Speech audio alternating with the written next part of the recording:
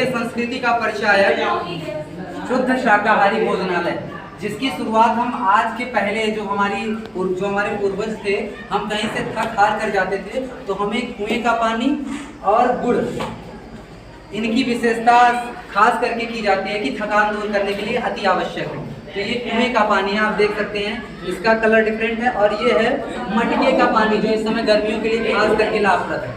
ये मटके का सादा पानी है, ये सर कुएं का पानी, ये मटके का पानी। और ये है हमारा देसी गुड़, ये बिल्कुल कृत्रिम विधियों से तैयार किया हुआ देसी गुड़ है। जैसा कि गुड़ के बारे में कहावत लोकोक्तियां खासी प्रसिद्ध हैं कि जो गुड़ खाए सो कान छिराए, अर्थात अगर आपको लाभ लेना है तो परिश्रम तो करना पड़ेगा। जो गुड़ खाए सो कान छिराए। और ये अभी आइटम यहाँ पे जैसा कि शाकाहारी मेन विषय रखा गया है, तो शाकाहारी भोजन को अपनाओ, सारी बीमारियों को दूर भगाओ।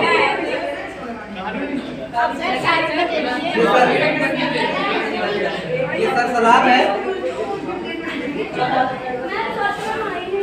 ये बिल्कुल तेज का परिचायक हमारा तुलसी का पत्ता है। जैसा कि भारतीय मान्यता के अनुसार माना जाता है, अगर किसी भी पूजन में तुलसी का पत्ता न हो या किसी भी भोजन में अगर तुलसी का पत्ता न हो तो पूजन अपूर्ण है। तो इसलिए इस भोजनालय को पूर्ण करने के लिए तुलसी मैया का ये पत्ता जो है विशेष रूप से यहाँ पे है। ये स्वास्थ्यवर्धक और दिमाग पर तेज करता है। और भी चीजें यहाँ पे लिखी गई हैं कि जानवरों की हत्या में भागीदारी ना बने और शाकाहारी बने, शाकाहारी बने। और ये हमारे खीर के बारे में कहावत है, जैसा कि ये खीर स्पेशली है, ये तैयार की गई है। ये खीर ये काले नमक के चावल से तैयार की हुई खीर है, यानी नरेंद्र 101 काला नमक जो है ये घर पे ही ग्रो की गई थी वैरायटी, तो उसी काले नमक की बनाई हुई शुद्ध जो है खीर है। इसके बारे में दो लाइनें फरमाया गया है, जैसे छत कहाँ थी नसीब में उनके फुटपाथ को ही जागीर समझ बैठे। छत कहाँ थी नसीब में उनके फुटपाथ को ही जागीर समझ बैठे, गीले चावल में शक्कर क्या मिली, बच्चे उन्हें खीर समझ बैठे। छत कहाँ थी नसीब में उनके फुटपाथ को ही जागीर समझ बैठे। छत कहाँ थी नसीब में उनके फुटपाथ को ही जागीर समझ बैठे, गीले चावल में शक्कर क्या मिली, बच्चे उन्हें खीर समझ बैठे।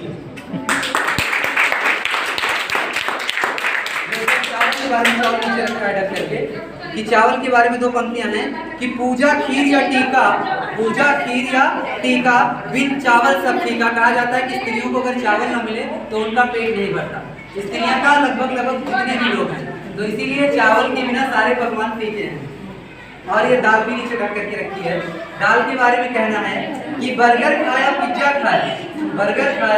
पिज्जा खाया खूब खाई पेटी, मगर आज भी भारतीय दाल का जो स्वाद है लगे मुझे अजीब।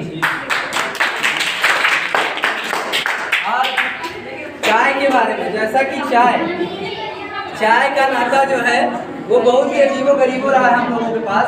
चाय कोई अमीर हो या गरीब, सबको ये एक ही जैसा स्वाद देती है। तो ये हमारी काली चाय है। काली चाय के बारे में लिखते हैं, आवाज से बेटा, काली चाय के बारे में लिखते हैं कि जरूरत से ज्यादा बेमिसाल हो तुम, जरा सावली हो पर बवाल हो तुम। और इसका नाम राम प्यारी और राम दुलारी दो तरह की चाय है, क्योंकि हम लोग ठहरे भगवान हनुमान जी के भक्त, तो इसीलिए हनुमान जी के भक्त होने की वजह से हमने जो अपने स्टॉल में जो चाय रखी है वो है राम प्यारी। और ये दूसरे नंबर पे जो है हमारी मसाला चाय, जिसका नाम है राम दुलारी। इसके बारे में कहते हैं कि चस्का ये चाय का बहुत ही मोहब्बत से लजीज है। चस्का ये चाय का मोहब्बत से लजीज है, इश्क भी फीका पड़ जाए चाय ऐसी चीज है। और ये जो है हमारे भारतीय संस्कृति सभ्यता का परिचायक लिट्टी और चोखा, जिसको हम लोग हमारे बाबा दादा सबकी ये फेवरेट हुआ करती है। और ये जो हमारा अंतिम पकवान है, सेकंड लास्ट, दूध से बनी घरेलू मिठाई। बिल्कुल इसमें सारी चीजें ये रखी गई है, ध्यान की बिल्कुल घर के ही बने सारी चीजें हों। तो दूध से बनी घरेलू मिठाई है। और ये जो है ये है मुरब्बा। तो ये सारे कुछ आइटम हैं जो कि परिचायक हैं हमारे भारतीय संस्कृति की सभ्यता के।